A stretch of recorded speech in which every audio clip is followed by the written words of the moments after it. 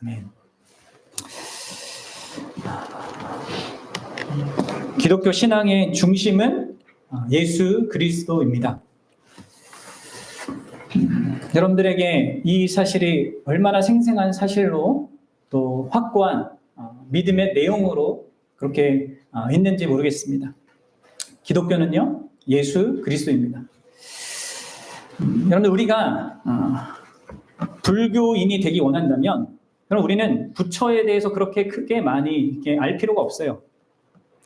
왜냐하면 부처 그 자신도 다른 사람들이 자신에 대해서 어떻게 생각하는지 그것을 그렇게 중요하게 여기지 않았습니다. 석가모니 그는 자신의 가르침이 중요하다, 이렇게 말했단 말이에요. 물론 이 불교인들은 부처에 대한 그런 존경과 신앙적인 어떤 태도들도 보입니다. 하지만 더 중요한 게 뭡니까? 그에 대한 어떤 인격적인 믿음과 신뢰보다는 그의 가르침을 실천하는 거란 말이에요. 그렇죠? 유교는 또 어떻습니까? 유교도 공자의 인격, 그의 존재성, 그거에 대해서 관심이 없습니다. 물론 존경은 하죠. 그러나 더 중요한 게 뭐예요? 공자가 가르친 그 가르침입니다. 거기에 초점이 있어요. 또 이 4대 종교의 하나인 이슬람은 어떻습니까? 그냥 이슬람 교도들은 무함마드를 마지막 선지자로 예수님 이후에 나온 그 마지막 선지자로 높이 평가하지만 그에 대한 어떤 개인적인 믿음이 결정적으로 중요하진 않습니다. 중요하긴 해도 결정적이진 않아요. 저들은 알라가 준 율법에 따라서 선행을 행함으로 말미암아 구원을 얻을 수 있다는 그런 원리를 더 중요하게 여긴단 말이에요. 그런데 여러분들, 기독교는 달라요. 기독교에서 중요한 것은 뭡니까? 바로 예수 그리스도 그분입니다. 그분의 가르침이 아니에요. 그분의 모범이 아닙니다. 물론 그것도 다 중요한 이유는 예수님 그분이 중요하기 때문에 그게 중요한 것입니다.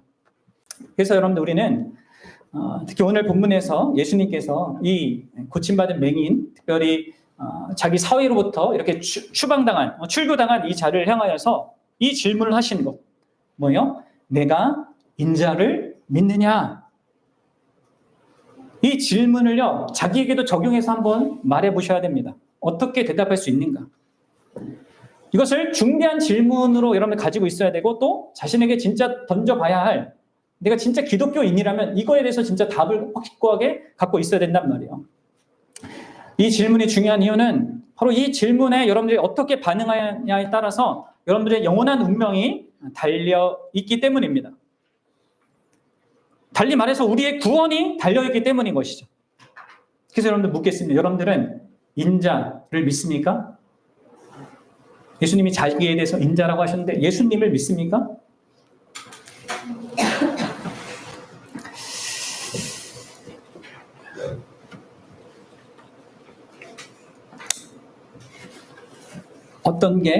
어떻게 이 질문에 대해서 여러분들 대답할 수 있겠습니까?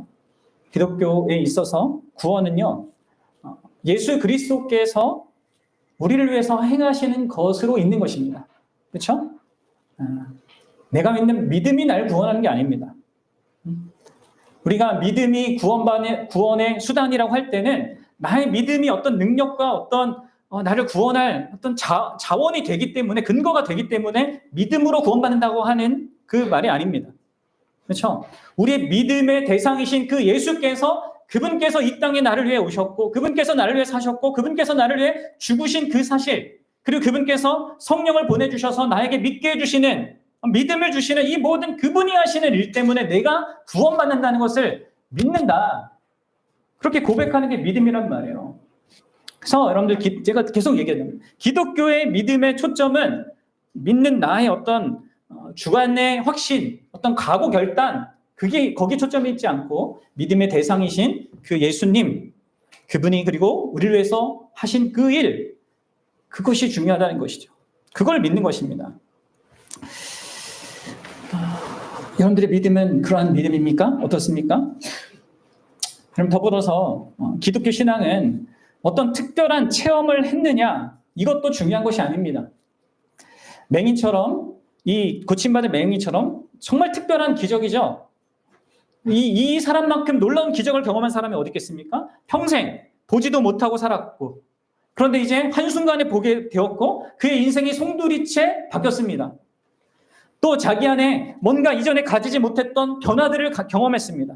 지혜가 자라고 용기가 자라는 것, 그것도 경험하고 있습니다. 또 일종의 예수님에 대한 그 어떤 용기 있는 발언도 했어요. 그리고 그로 인하여서 그 예수님 편에 섰다는 그 이유 때문에 고난도 당하고 있단 말이에요. 근데 여러분들, 지금 그럼에도 불구하고 예수님께서 그를 찾아서 만나서 하신 첫 번째 이야기가 뭐예요? 내가 너를 고쳤다. 이게 얘기가 아닙니다. 용기를 냈으니 잘했다. 나를 위해 고난받았으니 잘했다. 이런 칭찬도 아니었습니다. 그 고침받은 맹인에게, 그리고 쫓겨남을 당한 그 맹인에게 예수님이 하신 질문은 이겁니다. 내가 인자를 믿느냐? 이게 그의 운명을 결정하는 가장 중요한 질문이기 때문에 그렇습니다. 우리의 외적인 변화, 내적인 변화가 우리를 구원하는 게 아니죠. 여러분, 이것은요, 우리의 어떤 변화들은 사실 내가 그리스도인이 아니더라도 어느 정도는 경험할 수 있어요. 특히 교회 안에서 태어난 사람들, 교회 안에서 오랫동안 엄마 뱃속에서부터 교회를 다닌 사람들은요, 교회를 다니다 보면은 어느 정도 이런 측면들을 다 경험하게 됩니다. 어떤 변화라는 것을 경험하게 된단 말이에요. 그럼 가룟 유다를 한번 생각해 보십시오. 이런 변화들, 맹인이 경험했던 그 변화들의 어떤 부분들을 그도 경험했을 겁니다. 자기를 통해서 막 병자도 낫고 기적이 행해지는 이런 것들 가룟 유다도 경험했단 말이에요. 예수님에 대해서 그분이 가르칠 때 마음에 어떤 감동도 있었을 것이고. 그런데 가룟 유다는 뭐예요? 예수님 그분을 믿지 않았단 말이에요. 그분이 자신을 알리는 대로 그분 자신을 신뢰하지 않았단 말이에요. 그래서 여러분들, 우리는 우리 스스로에게도 그렇고 또 우리가 부모라면 우리 자녀들에게도 이 질문, 예수님의 이 질문을 직면하여 진정으로 자기 존재로 대답할 수 있게 이끌어 주어야 합니다. 먼저 나한테 물어봐야죠. 나는 진짜 인자를 믿는가? 예수 그리스도 그분을 믿는가? 우리 자녀들은 정말 그렇게 예수님을 믿는가? 그럼 어떻습니까? 어떻게 여러분 대답할 수 있겠습니까? 제가 이제 이 9장을 계속 설교하면서 특별히 2주 전에는 우리가 예수님을 믿는다는 것이 자기 전부를 전적으로 그에게 의탁하여 굴복하는 거라고 말씀드렸습니다. 그리고 그것이 진짜 영적 생명을 소유한 자가 반드시 드러내게 되는, 진짜 구원받은 자가 반드시 자기 전부로 그렇게 그분을 향하게 되는, 그렇죠? 그게 있게 됐다고 얘기했어요. 오늘 이제 우리가 살피게 될 이 본문은요, 그렇게 예수님을 믿어서 자기 자신을 전적으로 그분께 의탁하여 드린다는 것이, 그것이 좀 더 구체적으로 무엇을 내포하는지 두 가지 측면을 오늘 보여주고 있거든요. 그래서 그 부분을 함께 생각해 보겠습니다. 내가 예수님을 믿는다고 할 때 그것은 나를 그에게 전적으로 의탁해서 내어드리는 건데, 거기에는 이 두 가지 측면이 반드시 있단 말이에요. 그런 어떤 우리 중심의 참된 변화, 그저 그냥 분위기를 따라가서 갖는 그런 변화, 이게 아니고 진짜 그분만이 주실 수 있는 그 변화가 있거든요. 이거를 함께 좀 생각해 보면 좋을 것 같습니다. 자, 한마디로 말하자면 두 가지 측면인데, 이것을 한마디로 말하자면 이겁니다. 첫째로는 이제 두려움의 중심이 바뀌는 거예요. 그리고 그것과 더불어서 사랑의 중심이 바뀌는 겁니다. 이 두 가지가 여러분들이 예수님을 향해서 자신을 전적으로 의탁해서 믿는다고 할 때 반드시 여러분들에게 있게 되는 내용이라는 것이죠. 자, 그러면 35절을 한번 보십시오. 35절을 보면 이 고침받은 맹인이 지금 어떤 상태에 이르게 됐습니까? 유대 사회의 그런 막강한 권력을 가진 자들, 지도자들, 종교 지도자들이자 정치 지도자들이었던 그들에 의하여서 그들은 쫓겨났습니다. 이 맹인이. 그렇죠? 이 정치 지도자, 종교 지도자들은요, 세상을 대표하죠. 하나님을 모르는 이 세상, 온전하게 알지 못하는 그 세상을 대표합니다. 근데 그 세상에 의하여서 이 맹인이 어떻게 된 겁니까? 심판받고 쫓겨났습니다. 이 상황을 지금 우리에게 보여주는 겁니다. 그런데 여러분들, 본문 39절에서 예수님이 뭐라고 하고 있습니까? 내가 심판하러 이 세상에 왔다, 이렇게 얘기해요. 물론 여기 예수님께서 내가 심판하러 이 세상에 왔다라고 하는 것은요, 어떤 적극적인 의미에서 심판을 한다라는 그런 의미가 아닙니다. 예수님께서 적극적인 그 심판을 행하시는 때가 있습니다. 그때는 예수님이 다시 오실 그때예요. 그때는 그분께서 적극적으로 심판을 하실 겁니다. 우리의 모든 삶에 옳고 그른 모든 것들을 다 일일이 따져가면서 그에 대해서 그분이 합리적으로 공평하게 심판하실 거란 말이에요. 그런데 여기서 얘기하는 이 심판하러 이 땅에 오셨다는 것은 그분이 구원하시는 일을 통하여서 그 결과로 자연스럽게 드러나게 된다는 것을 의미하는 겁니다. 그래서 이런 부분을 요한복음 3장 18절에서 이렇게 말씀하고 계시죠. 한번 읽어봅시다. 요한복음 3장 18절입니다. 시작. 그를 믿는 자는 심판을 받지 아니하는 것이요 믿지 아니하는 자는 하나님의 독생자 이름을 믿지 아니함으로 벌써 심판을 받은 것입니다. 그러니까 예수님이 친히 직접적으로 심판한다는 것이 아니라 예수님을 믿지 않는 그 사람들은 이미 심판 아래 있는 것과 다름없다라는 것을 예수님이 드러낸다는 거예요. 그래서 여러분들 여기에 이제 9장에 고침받은 이 맹인이 예수 그리스도에 대한 믿음을 보임으로 말미암아 그는 심판받지 않는 자, 심판을 받지 않을 수 있는 자가 된 것입니다. 반면에 예수님을 믿지 아니하는 이 바리새인들은 어떻게 된 겁니까? 그들이 심판 아래 있는 자들이라는 것을 드러내고 있는 거예요. 그런 의미에서 지금 심판하러 오셨다라고 말씀하시는 것이죠. 그리고 이런 맥락에서 어떤 의미에서 여러분들 심판은 예수님이 행하는 것이 아니라 예수님 앞에서 인간이 스스로 내리는 선택의 결과이기도 합니다.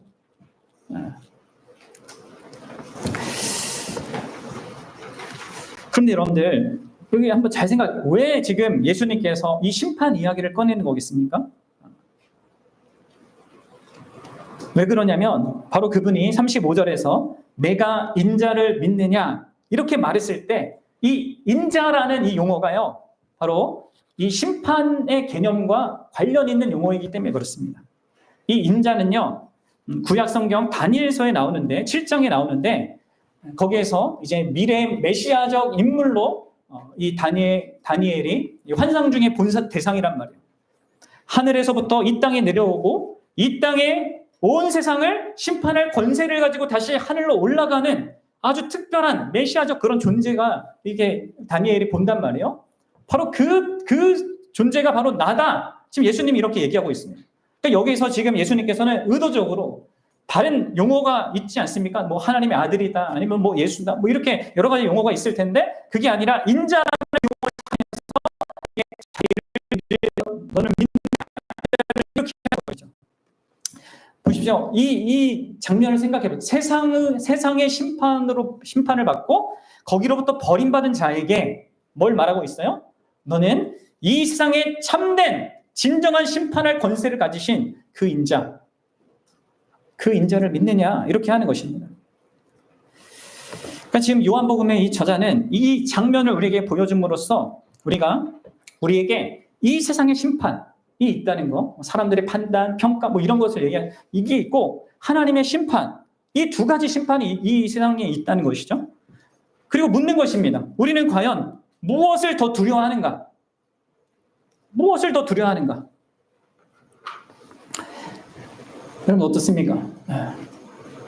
우리가 예수님을 믿는다면 또 우리가 전적으로 그분께 우리 자신을 의탁한 자가 되었다면 우리는 믿는 자는 이 세상의 심판, 이 세상의 판단 그리고 그 결과로 인하여서 내가 받을 모든 손해 이것보다 하나님의 심판, 예수 그리스도의 심판 그것을 더 두려운 것으로 더 중요한 것으로 여기는 자가 되는 것을 의미하는 것이죠. 그래서 여러분들 어떻습니까? 여러분들은 그런 자입니까? 세상의 심판과 하나님의 심판 가운데 무엇을 더 중요한 것으로 무엇을 더 두려운 것으로 여깁니까? 그럼 예수님을 전적으로 신뢰하여 믿는다는 것은요 바로 이겁니다. 세상이 나를 어떻게 판단하든 나를 어떻게 위협하든 또 나를 어떻게 유혹하든 그것에 휘둘리지 않고 오직 예수 그리스도께서 나를 판단하는 것 그분께서 심판하신다는 그 사실 그것을 더 중요한 것으로 여기며 이 땅을 살아가는 것을 의미하는 거예요. 그것이 진정으로 예수님을 믿는 것이죠. 그것이 예수님의 발 앞에 꿇어 엎드려 그분을 예배한다는 의미입니다. 그러니까 여러분들 진짜 중심이 바뀐 거죠. 두려워하는 그 중심이 바뀐 겁니다. 세상을 두려워하지 않는 것, 오직 예수님만을 두려워하는 것입니다. 물론 여러분들 우리가 예수님을 두려워한다는 것은 무서워한다는 것이 아니에요. 공포를 느낀다거나 뭐 그렇게 한다는 거 아니죠. 아니죠. 경외함과 존중함으로 그분을 대한다는 것입니다. 이렇게 우리의 영적인 눈이 떼어져서 영적 생명이 발현되는, 그래서 예수님을 보고 그분을 믿는다는 것은 이런 겁니다.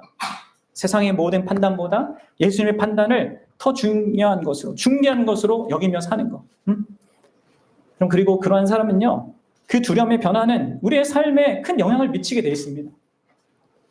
우리가 예수님의 판단을, 하나님의 그 심판을 더 중시할 때 우리는 흔들리지 않고 올바른 삶의 기준을 가지고 일관되게 살아갈 수 있습니다.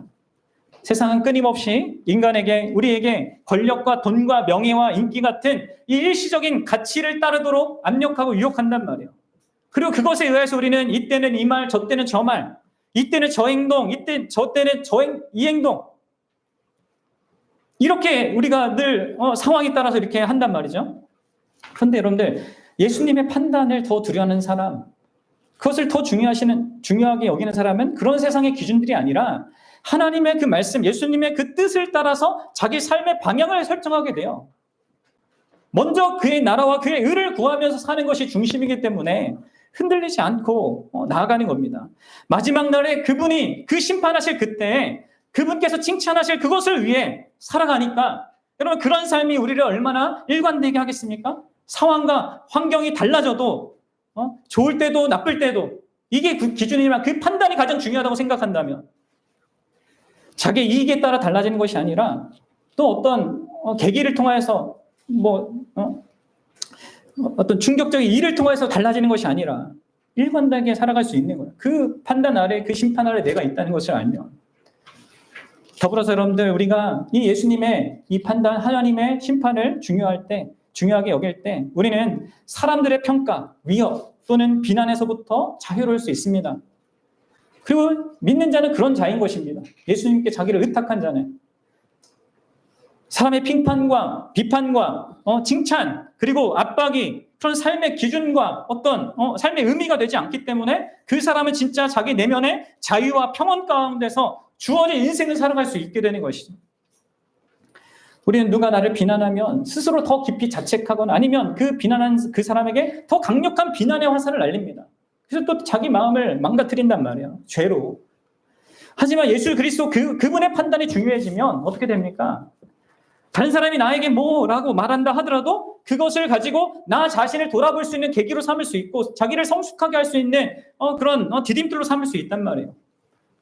그리고 다른 사람도 자기가 판단하지 않을 수 있습니다. 우리가 얼마나 사람들을 판단하며 살아갑니까? 저 사람은 내가 믿을 사람이 아니야. 이렇게 판단하면서 끊임없이 그게 모든 관계의 문제 만드는 거 아니겠습니까? 더불어서 여러분들, 예수님의 이 판단, 예수님의 심판하심을 더 중요한 것으로 여기며 살 때 우리는 죄를 멀리하고 거룩한 삶을 더 열심히 추구할 수 있는 것입니다. 그러면 왜 요셉이 그 보디발 아내가 유혹할 때 그렇게 자기가 그 유혹을 뿌리치면 어떤 결과가 일어날지 뻔히 알면서도 왜 그렇게 할 수 있었습니까? 그는 하나님께 죄를 범하는 것을 더 두려워했어요. 이게 이제 하나님을 두려워하는 거예요. 그러니까 하나님 자신을 두려워하는 게 아니라 하나님께 범죄하는 것을 두려워했단 말이에요. 왜 다니엘과 이 세 친구가 그런 세상의 강력한 압박 속에서도 우상의 숭배로 드려진 그 음식을 거절하고 또 신상에 절하는 것도 거절하며 기도하지 말라는 그 압력에도 불구하고 계속해서 그 거룩한 삶을 추구했습니까? 왜 멈추지 않을 수 있었습니까? 하나님을 더 두려워했기 때문이죠. 하나님을 거역하는 것을 더 두려워했기 때문이죠. 이렇게 하나님을 더 두려워하게 되는 이 중심의 변화가 진짜 예수님 그분을 그렇게 대하는 것이 진짜 예수님을 믿고 그분 앞에 경배하는 자의 참된 모습인 것입니다. 여러분들은 진짜 이 예수님을 믿습니까? 이 인자이신 예수님을 믿습니까? 진짜 참된 모든 것들을 다 보시고 우리가 사람들한테 다 가릴 수 있잖아요. 나 자신을 다 숨길 수 있잖아요. 근데 그분은 다 아셔요. 우리의 마음속 그 깊은 곳에 그 모든 것들을 다 아신단 말이에요. 그분 앞에 우리가 살아가고 있고 그분 앞에 판단받아야 할 대상으로 우리가 살고 있다면, 그것을 더 중요한 것으로 여긴다면, 그런 게 있는 것이 진짜 믿는 자의 그런 중심이죠. 근데 여러분들, 두 번째로 여러분들 중요한 게, 더 놀라운 것은 그렇게 우리의 두려움의 중심이 바뀌는 것뿐만 아니라 우리의 사랑의 중심도 또한 바뀐다는 것입니다. 이게 예수님을 참되게 믿는 자의 그런 모습인 것이죠. 다시 말해 세상의 모든 것보다, 모든 사람보다 예수 그리스도 그분과의 그 관계를 소중하게 여기게 되는 것, 그게 여러분들 예수님을 믿는 거고요. 예수님께 자기 전부를 의탁하는 것의 핵심적인 내용입니다. 여러분들, 예수님께서 이 고침받은 맹인에게 내가 인자를 믿느냐라고 얘기했을 때 이 사람이 이제 36절에 이렇게 얘기하죠. 뭐라고 얘기합니까? 주여, 이렇게 얘기하죠. 여러분, 여기에서 36절에서 얘기하는 이 주여는 주님이라는 그 뜻이 아닙니다. 왜냐하면 지금 이 맹인은 자기와 얘기하는 이 대상이 예수님인지 아직 몰라요. 그래서 선생님이요 뭐 이런 의미입니다. 근데 뭐라고 대답하면 그가 누굽니까? 내가 믿고자 합니다. 이렇게 얘기해요. 그러자 예수님이 이제 37절에 이렇게 말하거든요. 함께 읽어봅시다. 자, 예수께서 이르시되 내가 그를 보았거니와 지금 너와 말하는 자가 그이니라. 그럼 지금 예수님이 너무나 놀라운 얘기를 하십니다. 여기서 이렇게 얘기하죠. 먼저 내가 그를 보았다. 그럼 여기서 보았다라는 이 말씀은요, 너가 지금 봤다 이런 얘기가 아니에요. 이 헬라 동서에 이제 동사의 완료형이라는 문법이 있는데, 그것은요, 이 고침받은 맹인이 지금 막 눈을 떠서 예수를 봤다 이런 얘기가 아니라 지금까지 이 모든 과정을 통하여서 줄곧 예수 그리스도를 보고 있었다는 거예요. 이런 의미가 담겨 있단 말이에요. 그러니까 지금 자기 눈앞에 보이는 그 예수님을 진짜 실제로 보고 있긴 하지만 그게 지금 눈 떠서 지금 본 게 아니라 지금 예수님이 처음 그를 만나주신 그때부터 그가 모든 이 많은 과정들을 거치지 않았습니까? 그에 대해서 그러면서 예수님에 대한 어떤 마음이 점점 커지지 않았습니까? 그 모든 것을요, 예수님을 보았다, 본 거다 이렇게 얘기하고 있단 말이에요. 지금까지 그는 눈을 뜨게 된 이후 그 뜬 눈으로 이전에 못 보던 하나님이 창조하신 그 아름다운 세상을 보게 되었습니다. 또 동시에 이 창조 세계 가운데 가장 큰 문제거리 누구예요? 바로 죄인들인 우리 인간들, 그들도 보게 되었어요. 자기를 보고 사람들이 수군거리고 경시하는 것도 봤고, 자신을 외면하는 부모까지도 경험했고, 또 자신의 견해를 묵살하고 여러 차례 자기 의견을 강요하는 이런 종교 지도자들의 모습도 또 결국은 자신을 출교시킨 그들도 보았습니다. 그러나 그렇게 그의 눈에 보이는 그것만이 전부는 또 아니었어요. 감사하게도 이 눈뜬 맹인은 눈에 보이는 것을 그냥 전부로 여긴 것이 아니라 보이지 않지만 진짜 계신 분, 진짜 참된 현실이신 분, 그 예수 그리스도를 보고 있었단 말이에요. 놀라운 거죠. 지금 이 인자라고 자기를 이렇게 말씀하신 이분을 지금까지 계속 뜬 눈으로 보고 있던 사람들이 있었단 말이에요. 주변에. 여기 종교 지도자들도 계속해서 그 예수님을 실제적으로 보고 있었습니다. 그러나 그들은 보지 못하고 있습니다. 맹인처럼 보고 있지 못하는 것이죠. 그런데 이 맹인은요, 자기를 고쳐준 그 예수님을 사실 실제적으로 한 번도 못 봤어요. 고쳐주고 나서 예수님 만나지 않았으니까. 근데도 두 눈으로 보고 있지 않은데도 그분을 보는 겁니다. 그렇게 보고 있었다 너가, 이렇게 말씀하고 계신 것이죠. 놀라운 얘기죠. 이 거듭난 그 생명 안에 역사하시는 성령 하나님의 역사가 계속해서 온갖 방해에도 불구하고 그러하금 예수님을 향하게 하고 예수님을 더 선명하게 보게 하는 대로 이끄셨음을 보여주는 것입니다. 이게 여러분들, 그래서 우리가 보지 않고도 예수님을 믿을 수 있는 거죠. 근데 여러분들, 여기에서 더 놀라운 말씀은 그 다음 말씀이에요. 뭐냐면 지금 너와 말하는 자가 바로 그 인자다, 이렇게 얘기하고 있어요. 여러분 생각해 보십시오. 지금 심판하는 권세를 가지신 존재가 그 누구도 여러분들 속속들이 본다. 여러분들 부부 사이도요, 내 남편이 내 아내가 내가 생각하고 내가 갖고 있던 모든 생각과 내 안에 있는 모든 더러운 것까지 다 본다. 그러면 그 어떤 사람도 북으로 살 수 있는 사람은 없을 겁니다. 네? 누가 나의 진짜 친구가 되어주겠습니까? 내 안에 이 더럽고 추악한 그 모든 죄악된 모든 이 음흉한 이런 생각들을 다 본다면. 근데 여러분, 예수님은 누구예요? 심판하는 권세를 가지고요. 다 보시는 분이에요. 우리의 깊은 곳까지 다 봅니다. 죄악된 그 모든 것들. 근데 여러분, 그분이요. 뭐 하고 있습니까? 그 권세를 가지신 그분이 너와 말하고 있다. 이렇게 얘기하고 있어요. 그 인자가 세상의 심판을 받아 세상으로부터 버림받은 너를 찾아와서 너와 지금 말하고 있다. 너와 관계를 맺고 있다. 지금 이렇게 말씀하시는 것이죠. 여러분들, 이게 얼마나 영광스럽고 놀라운 일인지를 생각해 보십시오. 하나님이 그렇게 나의 모든 죄를 다 보면서도 나와 인격적인 관계를 맺고자 하신다? 맺고 있다? 여러분들, 이거는 기절을 촉풍할 일인 것입니다.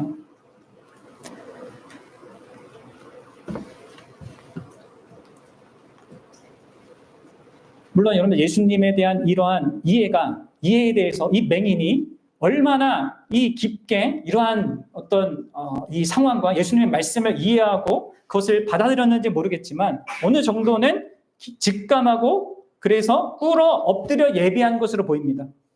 그러나 여러분, 분명한 것은 이 요한복음의 저자는요, 이러한 이 사건들을 우리에게 기록하여서 우리에게 알게 해주고자 하는 그런 그의 의도가 있는 것이죠. 이 저자이신 하나님이 그렇게 쓰게 하신 거잖아요.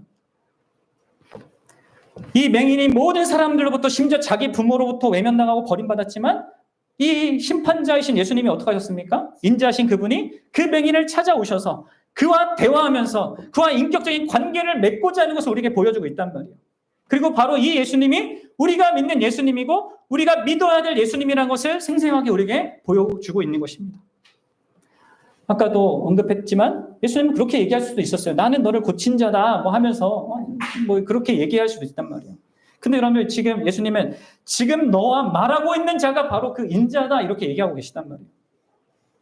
예수님을 보고 예수님과 말하고, 그럼 이게 뭐예요? 관계잖아요. 예수님과의 그 관계 속에 있는 거. 이것이 여러분들 이 맹인에게 그분이 주는 최고의 복입니다.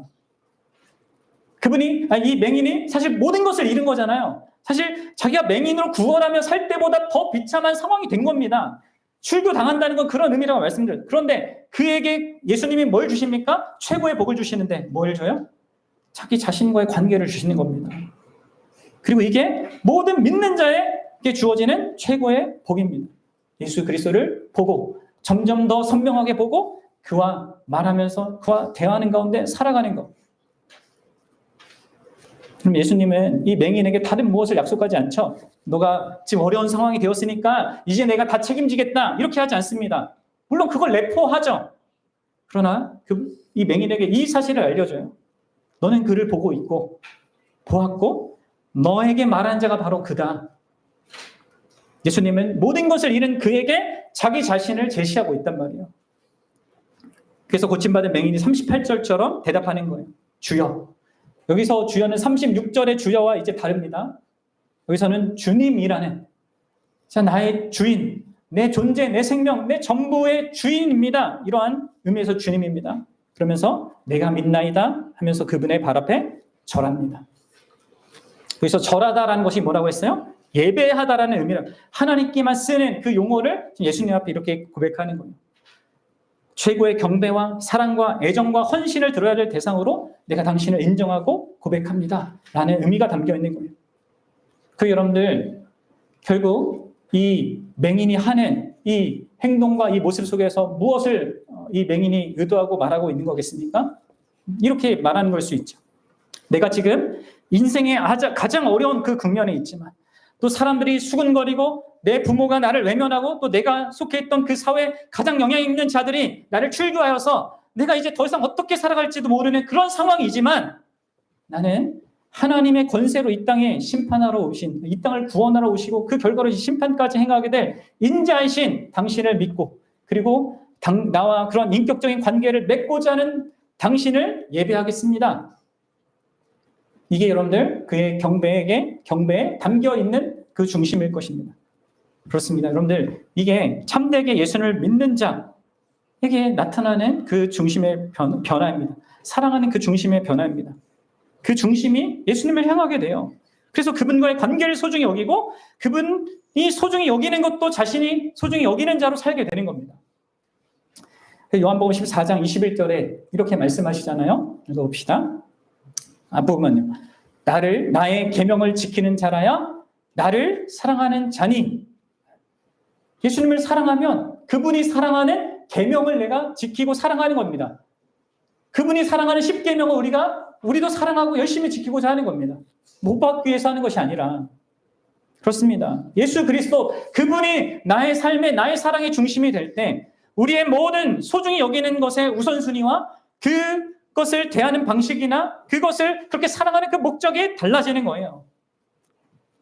여러분들 그렇습니까? 어떻습니까? 그분이, 예수님이 소중하기 때문에 우리는 그분이 창조하신 사람들을 소중히 여길 수 있게 되는 거예요. 예수님이 우리에게 소중한 대상이 될 때 우리는 그분이 만드신 이 창조 세계 만물을 또한 소중히 여길 수 있게 됩니다. 그분이 우리에게 소중히 될 때 여러분들은 그분이 우리에게 맡기신 이 땅에서의 삶, 우리에게 주어진 어떤 직장에서의 일들, 이런 모든 것들도 충성스럽게 감당하게 되는 거예요. 예수님을 소중히 여길 때 그분이 가장 소중히 여기는 교회 또한 가장 존귀하게 여기게 되는 것이죠. 그래서 그러면 예수님을 소중히 여기면 이 예수님이 판단자가 되어서 그렇게 갖게 된 그 중심과 더불어 함께 이러한 것도 같이 갖게 되는 거예요. 그래서 어떤 결과나 상황과 이런 모든 삶의 형편에 일일비하지 않게 될 수 있게 되는 것이죠. 물론 흔들릴 수는 있어도. 그렇습니다, 여러분들. 예수님을 믿는다는 것은 이런 겁니다. 전적으로 그분께 나를 의탁하여서 그분을 의지하고 믿는다는 것은 이겁니다. 예수님의 판단을 다른 모든 판단보다 중요하게 여기는 것. 또 예수님 그분 자신을 무엇보다 소중히 여기고 그분의 관계를 소중히 여기면서 자기를 내어드리는 것. 이게 여러분들 예수님을 믿는 거예요. 그러면 여러분들 결론적으로 여러분들 어떻게 이런 믿음이 가능할까요? 여러분 그런 믿음이 있습니까? 일단 어떤 것 같습니까? 그런 믿음이 가능할 것 같습니까? 근데 여러분들 그런 믿음이 가능하냐 이것보다도 먼저 우리가 정말 생각해 봐야 될 것은 이렇게 그분이 온 땅을 심판하실 그 심판자임에도 불구하고 어떻게 우리가 죄인이잖아요. 근데 그분과 인격적인 관계를 맺으면서 그분을 가장 소중히 여기면서 그렇게 살아갈 수 있게 되는 겁니까? 이게 어떻게 가능한지 여러분 이걸 잘 생각해 보셔야 됩니다. 우리가 예배 오는 거 그거 당연한 게 아니에요. 내가 말씀으로 그분을 교제하고 이렇게 그분과 이렇게 관계를 나누는 거 그거 여러분들 당연하게 생각합니까? 여러분 아닙니다. 먼저는요, 이 고침받은 맹인에게 그분이 하셨던 것처럼 그분이 우리 각 사람을 찾아와 주셔야 돼요. 그렇죠? 그래서 그것도 그냥 우리가 그냥 보이는 눈으로서가 아니라 이 맹인에게 그분이 하셨듯이 우리의 영적인 심령을 죽어있던 우리의 그런 어떤 생명성을 깨우시고 새로운 생명을 주셔서 우리 마음의 눈을 여셔서 그 예수를 보게 해주셔야 된단 말이에요. 그리고 그로 인하여서 그분과 이제 관계를 맺을 수 있게 해주셔야 되는데 근데 여러분들 이런 모든 것보다 더 중요한 게 있습니다. 그건 뭐냐면 아주 가장 결정적인 그 일을 그분이 반드시 해주셔야만 합니다. 그건 뭡니까? 그것은 바로 우리의 죄의 문제를 해결하는 겁니다. 여러분 생각해 보십시오. 이 맹인은 이 유대인들은 그렇게 생각했어요. 어떤 특정한 자신의 죄나 부모의 죄 때문에 이 맹인이 이 맹인으로 태어났다. 이렇게 판단을 했잖아요. 그러나 여러분들 그런 건 아니었죠. 분명히 예수님께 그렇게 얘기하셨습니다. 하나님의 영광을 나타내기 위해서 그 사람이 그렇게 맹인으로 태어난 거다 이렇게 얘기했어요. 그러나 여러분들 분명한 것도 뭡니까? 이 맹인도 죄인이에요? 죄인이 아니에요? 죄인입니다. 어떤 특정한 죄 때문에 맹인으로 태어난 건 아니지만 이 맹인도 죄인이란 말이에요. 스스로 안 해도 죄가 있고 세상에 그리고 외적으로 이렇게 위선하는 바리새인들의 수많은 이야기를 들으면서 성전 옆에서 살면서 갖는 어떤 죄된 모든 것들을 영향을 받으며 살아왔단 말이에요. 그러니까 죄인은 사실은 심판주 앞에서 판단과 정죄를 받아야 할 존재 아닙니까? 그런데 이 고침받은 맹인이 어떻게 그 인자 되신 그분 앞에서 판단과 정죄가 아니라 예수님의 그 인자의 대화 상대, 인격적인 관계를 맺을 수 있는 그 대상이 되고 있는 겁니까? 이게 어떻게 가능한 겁니까? 우리도 마찬가지예요. 우리가 죄인이잖아요. 하나님 앞에 설 수 없습니다. 심판받는 게 마땅합니다. 그런데 하나님이 이렇게 예배합니다. 우리의 마음이 그분을 향할 수 있고 그분이 나의 기도를 듣고요. 그분이 나에게 응답을 하셔요. 이게 어떻게 가능합니까? 그것은요. 이 맹인의 입장에서는 예수님께서 이 맹인의 죄를 위해서 앞으로 행하실 일 때문에 그 근거 때문에 가능한 거죠. 그게 뭐예요? 십자가의 구원의 일입니다. 십자가의 희생입니다. 십자가를 통해 이 맹인의 죄를 그분 자신이 다 담당하여서 모든 죄값을 완전히 치르실 것이기 때문에 그가 자신의 죽음으로 그 모든 죄의 문제, 하나님과 우리의 관계를 가로막고 있는 그 죄의 문제를 해결하실 것이기 때문에 그렇기 때문에 이게 가능하단 말이에요. 그리고 바로 그런 이유 때문에 이 맹인은 지금 심판자가 되실 그분 앞에서 그분이 행하실 그 십자가를 근거로 그분과 인격적인 관계, 사랑의 관계 것을 영위할 수 있게 되는 거예요. 마찬가지입니다. 여러분 우리 역시 죄인이고 우리도 심판주 앞에서 사실 정죄와 심판을 받아 마땅한 존재들이 우리입니다. 그런데 그분이요. 우리 편에서 이제 과거죠. 이 맹인의 편에서 미래였지만 우리 편에서 과거입니다. 과거 2000년 전에 그분이 역사의 한 시점에서 실제적으로 우리의 모든 죄값을 다 십자가에서 다 치루시고 결정적으로 모든 죄의 문제를 해결해 주셨기 때문에 그리고 그 복된 복음의 소식이 지금 우리가 사는 이 시점까지 들리도록 그분이 모든 역사를 사용하셔서 우리에게 듣게 하셨기 때문에 이게 가능한 겁니다. 여러분들 잘 생각해 보세요. 내가 지금 예수님의 이 복음을, 이 진리의 말씀을 지금 붙들고 있고 성경을 우리가 몇만 원 주면 사고 이렇게 앱으로도 사고 할 수 있지만 이게 여러분들 그냥 지금 이렇게 있는 것이 아닙니다. 하나님께서 모든 역사를 사용하셔서 우리에게 있게 하신 거란 말이에요. 수많은 사람들의 희생과 이런 것을 통해서.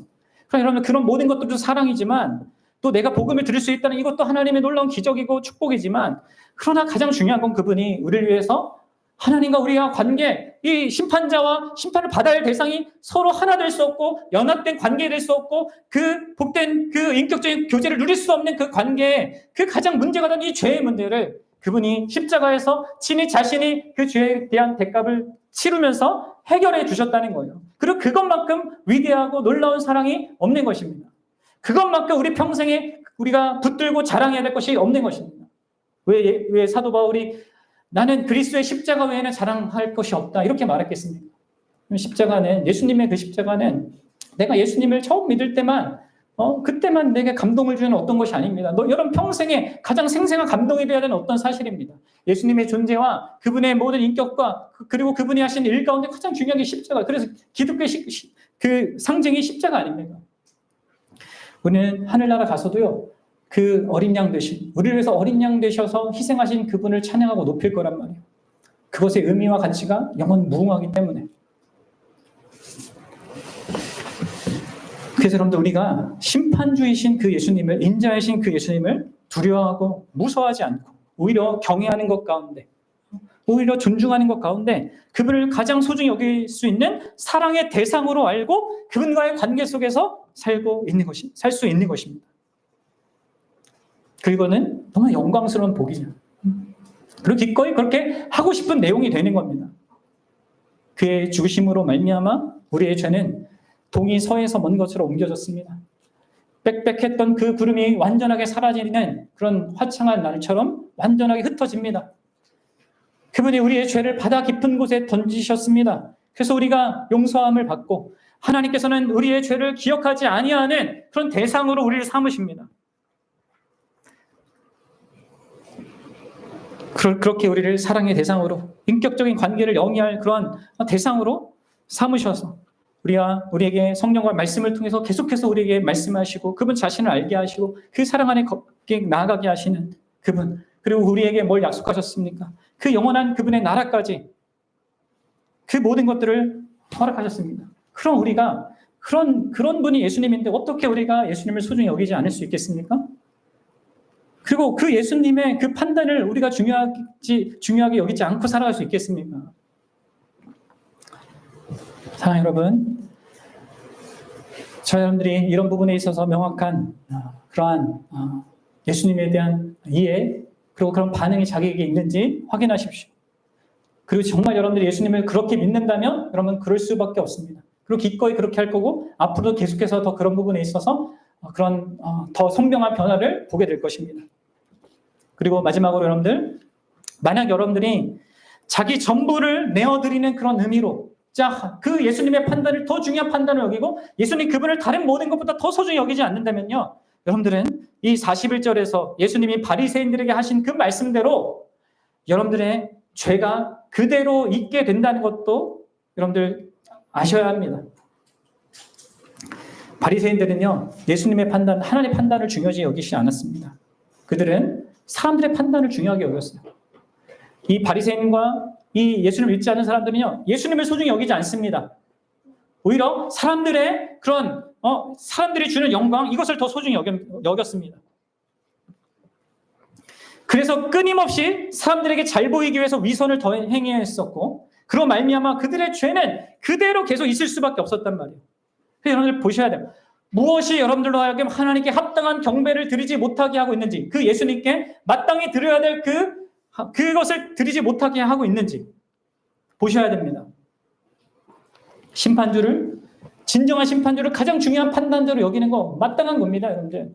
이 세상에 우리가 누리는 모든 소중한 것들, 아름다운 것, 가치 있는 것들, 그것들의 주인들이고 그 모든 것들을 허락하셨기에 가장 소중하고 가장 아름답고 영광스러울 수밖에 없는 그분을 소중히 여기는 것도 너무나 당연한 거란 말이에요. 너무나 합당하고 합리적인 일입니다.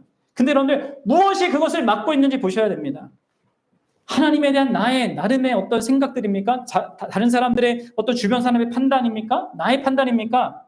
내가 좋아하는 세상이 무엇입니까? 여러분 그렇게 여러분들이 머뭇거린다면 여러분 아셔야 돼요. 여러분들의 죄는 그대로 머물러 있는 겁니다. 그리고 마지막 날에 여러분들은 예수님을 심판하는 인자로 만날 수밖에 없어요. 그리고요, 그 마지막 날은 먼 미래가 아니에요. 왜요? 우리의 마지막은 어떤 사람에게는 오늘이 될 수도 있는 거고요, 내일이 될 수 있는 겁니다. 그리고 그렇게 예수님을 심판하시는 인자로 만나는 일만큼 두려운 일은 없을 겁니다. 내가 판단자로 살고 하나님보다 더 가치 있는 것이 있다고 주장하며 살았던 그 모든 것이 얼마나 죄악된 일이고 스스로 하나님 노릇한 것인지, 그리고 그 죄에 대한 대가가 얼마나 큰지 여러분들은 그 마지막 때 진짜 알게 되고 놀라게 될 겁니다. 그럼 그 놀라움을 맞이하는 자들이 되지 않길 바랍니다.